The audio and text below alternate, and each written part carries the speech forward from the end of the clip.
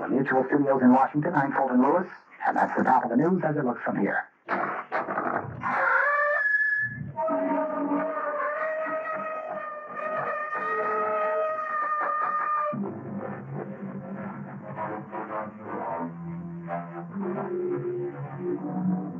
Come in. Welcome. I'm E.G. Marshall.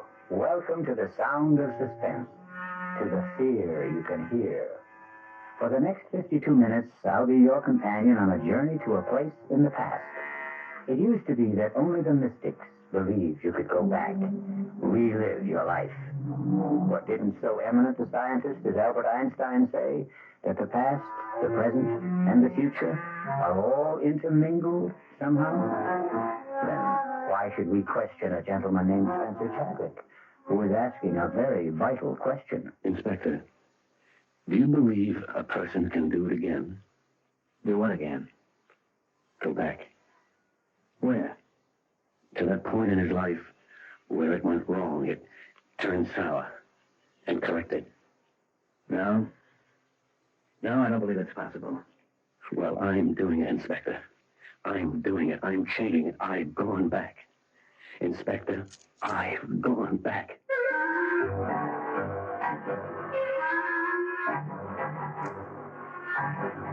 Our mystery drama, You Can Die Again, was especially written by Sam Dan and stars Richard Mulligan. We'll be back shortly with Act 3.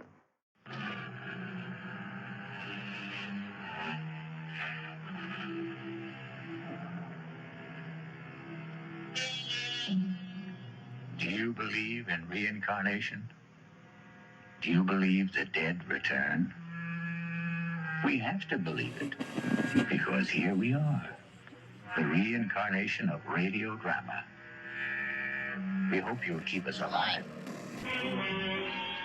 Hey friends, if you're enjoying Mystery Theater, if you're liking Mystery Theater, if you're loving Mystery Theater, and want to access ad-free, full-length episodes instead of the multi-part version you're hearing now, you can subscribe to mysterytheater.substack.com. Again, that's mysterytheater.substack.com. You'll help keep us alive.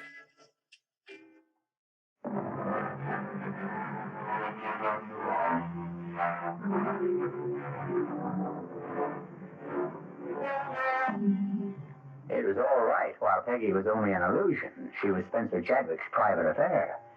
But a living Peggy, or even a dead Peggy, is a serious matter for Police Chief Inspector Faraday. Spence, make it easy for all of us. Tell me, who is Peggy? Or who was Peggy? We can find out, Spence. We can check with the neighbors, the janitor, circulate your picture in the neighborhood, ask people if they've seen you around with a girl.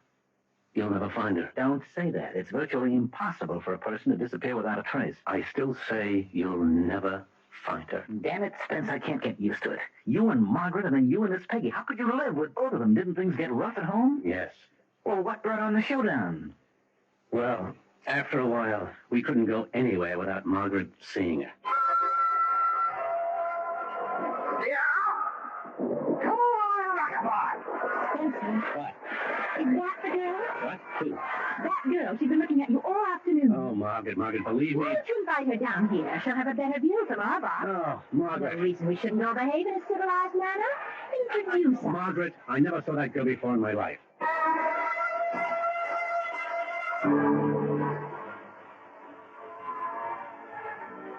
Margaret, you're staring. No. That girl's been staring at you all evening. Margaret, believe me. Wherever we go, there'd be no peace. She always suspected somebody. Last week, it even happened when we were playing golf with you and Henrietta. You're up, Margaret. I'd use a 3-wood on this hole, Margaret. All right. Oh, too bad. Well, you go up there and show me how, Marty. You rushed the shot. You lifted your head. I really don't care about golf. You made the date with Marty and Henrietta. We simply can't drop out of circulation. Spencer, that girl in the foursome behind us. Margaret, she's not the one. Spencer, where were you? I had a meeting. Oh, well, we progressed. Used to be you didn't know you couldn't remember. And now at least you're courteous enough to lie to me. You've been drinking, Margaret. Yes, that's true. I have been drinking. Margaret, it's not good for you. Oh, I don't always consider that. Drinking is not good for me. I won't fight that. However, what you are doing, that's good for me, Although I must say you're treating me nicer these days. You started off by asking, who are you? As if you didn't know me, and now at least you don't ask. The phone rang today, and I answered it, and the line was dead. What's going to happen, Spence? I intend to go away with her. Well, finally, you've admitted it. You are having an affair. Yes. Who's the woman? Who? Yes, who? I'm not sure you'd want to know. I have a right to know. Well, then, perhaps you do. Who is she, Spencer? She's you. Me? Yes, Margaret. The girl is you. What kind of nonsense? No, that's not quite right. She isn't you. Then what were you trying to say? She was you. She isn't Margaret Chadwick. She was Peggy Wainwright. Spencer, don't look at me like that. I'm scared. Do you want me to prove it to you? Come with me. Come with me right now. This is what Dr. Bennett was concerned about. Spence, it's no disgrace to have a breakdown. It's no shame to need psychiatric help. No. We're past all that, Margaret. Come with me. I want you to meet Peggy.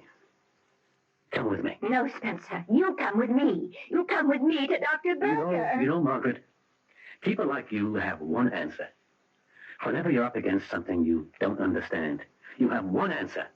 Whenever you're faced with something that's beyond your experience, you have one answer: see a doctor. That solves everything. That takes care of everybody. And it never occurs to you that yours might just possibly be the wrong answer. Now, why are you so sure of yourself, Margaret? Why are you so sure that I'm the one who's wrong? Come with me, Margaret. I want you to meet Peggy. Or are you afraid?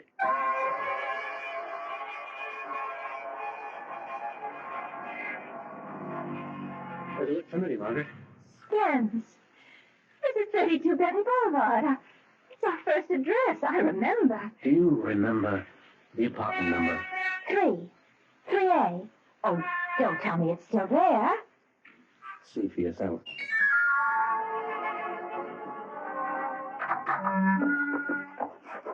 Spence.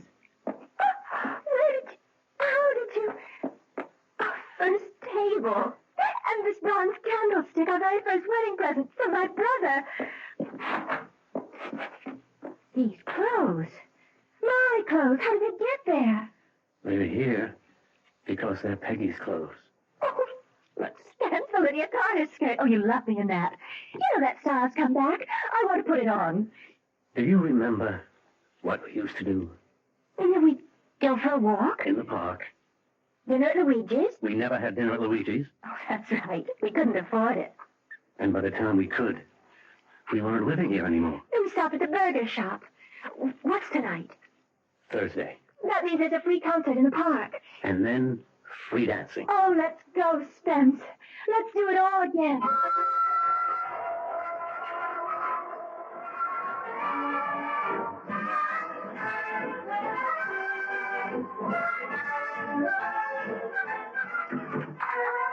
I never realized how much fun we had in those days. They were great days, Peggy. Peggy. I always liked Peggy better. And somewhere along the line, you stopped calling me Peggy. When exactly did you stop calling me Peggy? When you became Margaret. I always wondered about that. How did I become Margaret? Why? Take a look around. See, Peggy? All the bags, the trunk, they're packed for the trip. The trip? The trip to Tibet. Oh, yes. We were all set to go. Yes. You remember? Yes. As a matter of fact, you were a little bit sick from the shots, remember? Remember? Yes. And then the telephone rang. The phone? Yes, yes, the phone rang. It was... It was my mother. Yes, yes, it was your mother. I remember. Answer the phone. Go ahead, answer it. You answered it that night. No? Yes. Yes, Mother? Oh, no. Yeah, all right. All right, we'll go there. Right away. What is it, Peggy? My dad. He's had a stroke. How bad? We don't know yet. Oh, Spence, I don't think we can... I can't leave Mother alone right now. No, we won't. Oh, Spence. I knew you'd understand. That's when you became Margaret. That's when you were no longer my wife, but your father's daughter. Take off the skirt. Leave it here. Go home. It belongs to Peggy. Spence, what's the matter with you? I'm Peggy. That night was the start of The it. start of what? The start of a campaign to mold me into the kind of man you had in mind. A man who would enjoy the kind of existence you always had and always wanted. Safe, comfortable, secure. All you were asked to do was to help my father, who was deathly ill. Who else could have done it? My brother? It was supposed to just be a temporary arrangement. But it suited you, Spence. It suited you. I started making the kind of money your folks never dreamed of. I built an empire. I never wanted it. You wanted it. You wanted it so badly you stopped being Peggy. You went somewhere else. You became lost. But not me. I'm not lost. I found my way back.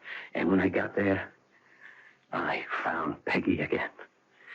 Now, take off that skirt and give it back to Peggy. Spencer, I listened to you. Now you listen to me. I've been listening to you for 23 years. And now we've come to the end.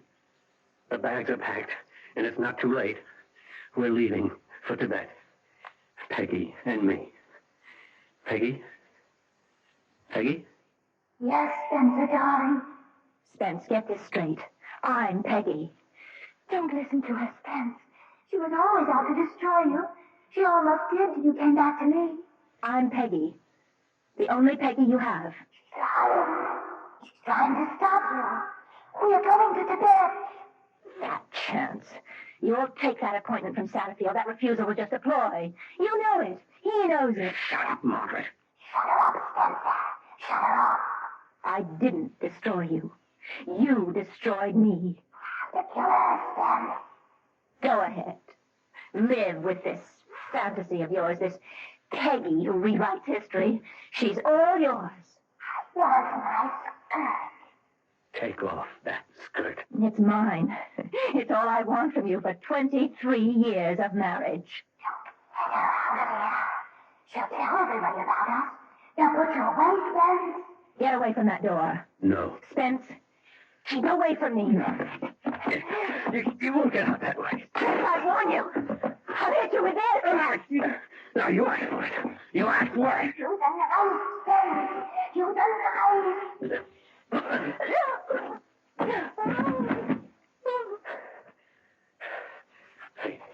Peggy. Peggy. Where are you? Peggy. You killed us both, Spence. Oh. Margaret. Margaret.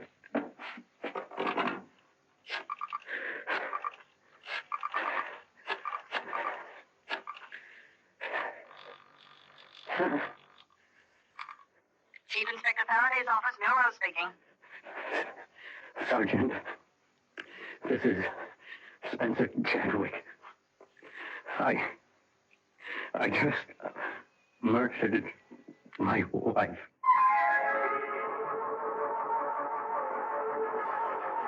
Well, as they say, all of us are two people. One is the person we think we are, and the other is the person we really are. And the secret of a long, happy life is to make sure the twain never meet. I'll be back shortly.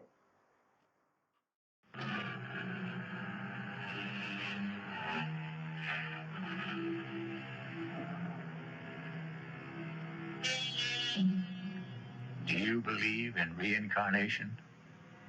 Do you believe the dead return?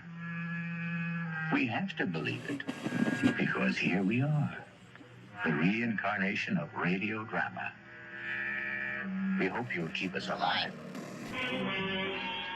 Hey friends, if you're enjoying Mystery Theater, if you're liking Mystery Theater, if you're loving Mystery Theater, and want to access ad-free full-length episodes instead of the multi-part version you're hearing now, you can subscribe to mysterytheater.substack.com. Again, that's mysterytheater.substack.com. You'll help keep us alive.